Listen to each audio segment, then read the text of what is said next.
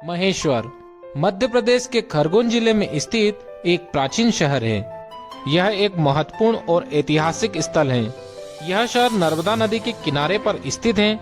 यहाँ पर देवी अहिल्याबाई होलकर के द्वारा स्थापित महेश्वर फोर्ट और अहिल्या घाट टूरिस्ट को बड़ी संख्या में अपनी ओर आकर्षित करते हैं। महेश्वर घूमने के लिए देश और विदेश के कई हिस्सों से टूरिस्ट आते हैं और महेश्वर की खूबसूरती को अपने कैमरे में कैद कर लेते हैं। तो चलिए आज हम आपको घुमाते हैं महेश्वर। महेश्वर यात्रा की शुरुआत मैंने कर दी है मांडव से, और मांडव से मैं निकल रहा हूं महेश्वर के लिए। महेश्वर की दूरी मांडव से लगभग 50 किलोमीटर के आसपास है, जो लगभग मैं 1 से 1.5 घंटे में कवर करने की कोशिश करूंगा। मांडव से महेश्वर की दूरी 40 किलोमीटर पड़ती है और महेश्वर तक का रास्ता बहुत ही अच्छा बना हुआ है। महेश्वर का नजदीकी रेलवे स्टेशन बरवाह में है, जो महेश्वर से 40 किलोमीटर की दूरी पर स्थित है। वहीं इंदौर में महेश्वर का नजदीकी airport Devi Ahilyabai Holkar international airport है। वह हर एक बड़े शहर से कनेक्ट रेलवे स्टेशन भी इंदौर में ही है, जो महेश्वर से 90 किलोमीटर की दूरी पर स्थित है। इंदौर से महेश्वर बस या टैक्सी से आसानी से पहुंचा जा सकता है। मेरी महेश्वर की यात्रा मांडव से शुरू होती है, जहां रास्ते में 5-5 रुपए के कुरकुरे से मैं अपनी पेट की भूख मिटाकर पहुंच जाता हूं महेश्वर। महेश्वर में आपको अलग अलग तरह की होटल और गेस्ट हाउस मिल जाएंगे। कई होटल किले के पास में ही स्थित है, जहां 500 से 1500 में आपको अच्छे रूम मिल जाएंगे। वहीं पूरे शहर में आपको कई रेस्टोरेंट भी मिल जाएंगे, जहां आप पर पर्सन 100 से 150 रुपए में स्थानीय भोजन का लुत्फ भी उठा सकते हैं। महेश्वर किले के नाम से ही जाना जाता है और किले के बाहर ही यहाँ पर आपको गाड़ी पार्किंग करने की जगह मिल जाएगी। किले के अंदर प्रवेश करने के लिए आपको हाथी द्वार से अंदर जाना पड़ेगा। हाथी द्वार के अंदर जाते ही यदि आप अपनी पर्सनल बाइक से आते हैं तो यहाँ पर पार्किंग की सुविधा उपलब्ध है। वहीं ऑटो के माध्यम से भी आप डायरेक्ट बस स्टैंड से महेश्वर किले तक पहुंच सकते हैं। आप जो मेरे पीछे देख रहे हैं, इसे हाथी दरवाजा कहते थे, और यहाँ पर जो पुराने समय में यहाँ से हाथी चढ़ के इस महल के अंदर प्रवेश करते थे, इसीलिए आज इसका नाम हाथी दरवाजा पड़ा हुआ है। वहीं किले के अंदर वीआईपी गेस्ट की गाड़ी रखने की सुविधा भी अंदर अवेलेबल है।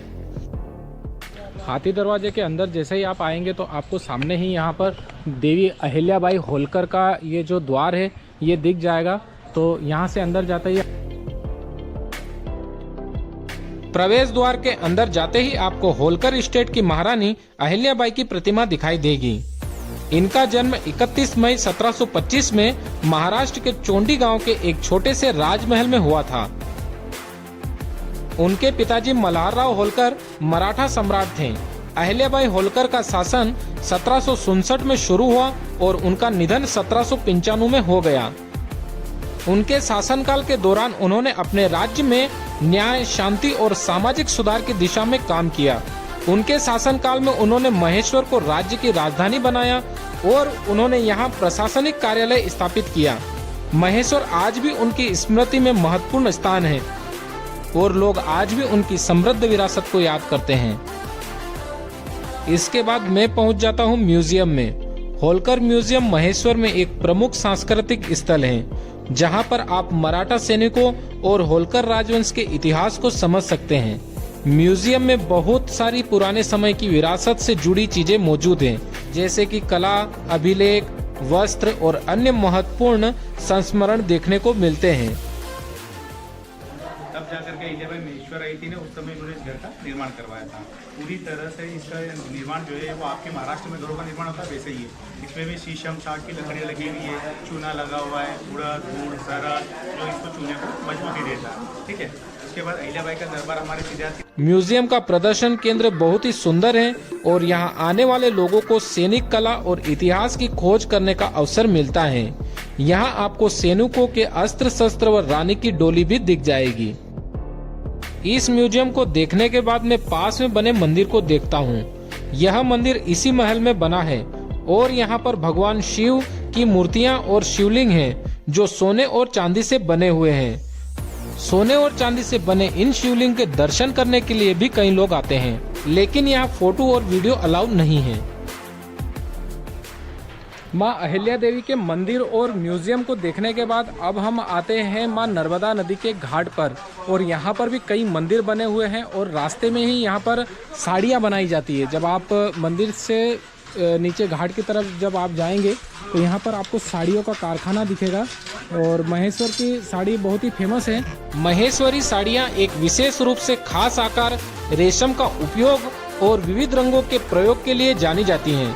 इस कारखाने के माध्यम से महेश्वरी साड़ियाँ पूरे विश्व में प्रसिद्ध हैं और यहाँ के स्थानीय क्षेत्र का भी विकास करती हैं।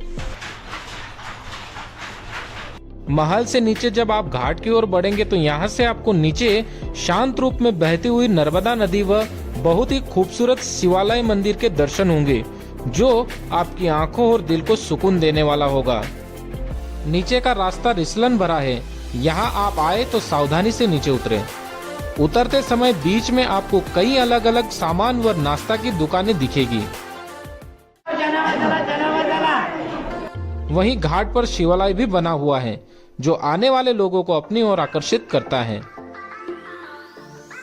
इस मंदिर को अहिल्याबाई मंदिर व अहिल्या छत्री भी कहा जाता है। इस मंदिर के सामने नागर खाना नागर शैली में बना हुआ है। मंदिर में शिवलिंग अहिल्याबाई द्वारा स्थापित है और यह मंदिर उनकी बहू कृष्णाबाई द्वारा बनवाया गया था। महेश्वर शिवालय एक प्रमुख हिंदू मंदिर है जो शिवजी को समर्पित है। यह मंदिर नर्मदा नदी के किनारे पर ही स्थित है। वह महल के ऊपर बनी नक्काशियां यहाँ की साड़ियों में भी दिखती हैं। इसी कारण महेश्वरी साड़ियां महेश्वर के नाम से प्रसिद्ध हैं। अहिल्याबाई के इस मंदिर में राम, लक्ष्मण और सीता महारानी का मंदिर भी बना हुआ है। मंदिर की शैली और स्थापत्य कला भी खास है और इसका वास्तुशास्त्र में महत्व है। यहाँ पर विभिन्न धार्मिक उत्सव भी मनाए जाते हैं।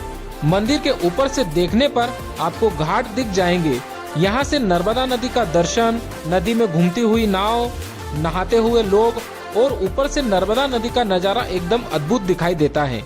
अभी मैं महेश्वर के एक ऐसे पॉइंट पे हूँ जहाँ से माँ नर्मदा नदी का नज़ारा भी बहुत ही सुंदर दिखता है। वहीं पास में ये जो मंदिर बने हैं ये भी अच्छे दिखते हैं। यहाँ से आपको नीचे जो नहाते हुए घूमते हुए लोग दिख जाएंगे और ये नज़ारा आपको बहुत ही पसंद आएगा। महेश्वर का नाम पुराणों में भी मिलता है क्योंकि यह एक प्राचीन नगरी है। इसी शिवालय के सामने ही विट्ठल जी की छतरी बनी हुई है। इस छतरी के अंदर शिवलिंग स्थापित है व सामने विट्ठल राव जी की मूर्ति बनी हुई है। विट्ठल राव जी अहिल्याबाई के पुत्र थे। इसके बाद मैं इस दरवाजे से नर्मदा घाट पर पहुंच जाता हूं। अभी मैं फाइनली पहुंच गया हूं नर्मदा नदी के घाट पर और माँ नर्मदा के किनारे महेश्वर का घाट कुछ इस प्रकार यहाँ पर बना हुआ है। इस घाट पर कई फिल्मों की शूटिंग भी हो चुकी है और यह देखने में एकदम बहुत ही खूबसूरत लगता है। इस घाट को अहिल्या घाट के नाम से जाना जाता है। वह घाट पर कई फिल्मों की शूटिंग हुई है। यहाँ पर सलमान खान की दबंग 3, धर्मेंद्र, सनी देओल और बॉबी देओल की यमला पगला दीवाना, अक्षय कुमार की पेडमैन, कंगना रनावत की मणिकर्णिका व गोमती पुत्र सतकर्मी जैसी कई फिल्मों की शूटिंग इस घाट पर हुई है। यहाँ आप नाव में बैठकर नर्मदा नदी भी घूम सकते हैं, जिसका बोटिंग चार्ज कुछ इस प्रकार है।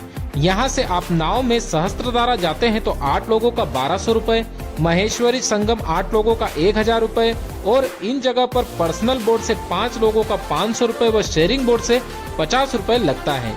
यह रूट 45 से 50 मिनट का रहता है, जिसमें आपको बाणेश्वरी मंदिर के दर्शन भी करवाए जाते हैं। सहस्त्रधारा बाय रोड यहाँ से 5 किलोमीटर की दूरी पर पड़ती है, जहाँ अलग अलग धाराओं में पानी बहता है। सहस्त्रधारा जाने का बेस्ट टाइम नवंबर से फरवरी तक का है। बारिश में पानी ज्यादा रहता है व गर्मी में झरने का पानी कम हो जाता है।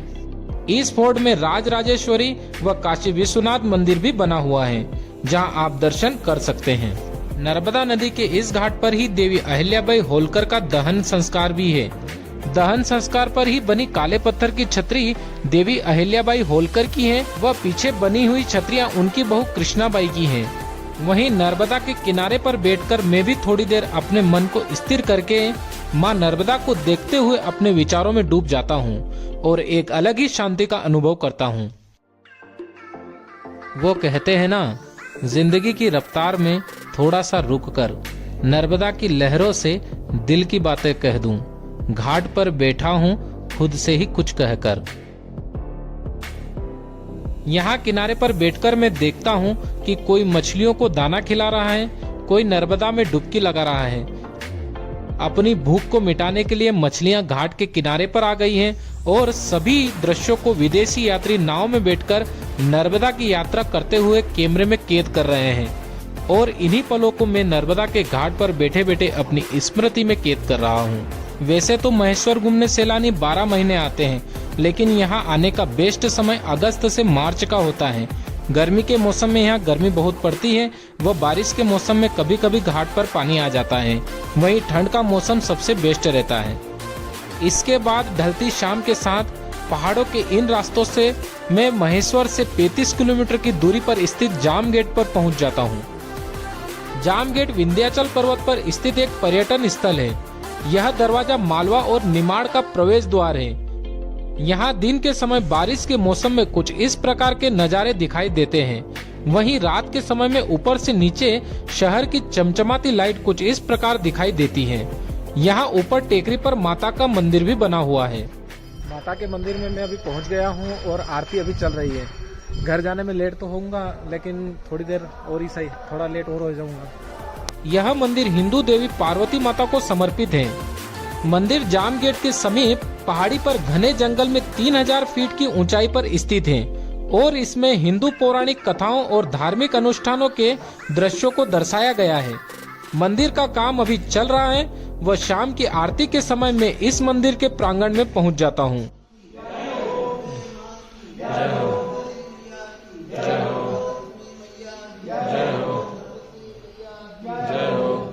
रात को मंदिर में माता की आरती में शामिल होकर उनकी प्रसाद व माता के दर्शन करने के बाद मैं अपने घर की ओर निकलता हूं, जो यहां से लगभग 150 किलोमीटर की दूरी पर है।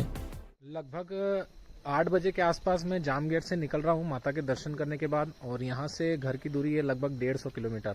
तो चलते हैं रास्ते में घूमते हुए। इन सारी प्लेसेस को आप एक दिन में घूम सकते हैं। यदि आप 1 नाइट महेश्वर में रुकना चाहते हैं तो आपको 500 से 1000 रुपए में होटल, 500 रुपए आपके खाने पीने व ट्रांसपोर्ट में खर्च हो जाएंगे। वहीं आप पर पर्सन 2000 रुपए में इस यात्रा को कर सकते हैं। साथ ही आने और जाने का खर्च अलग हो जाएगा।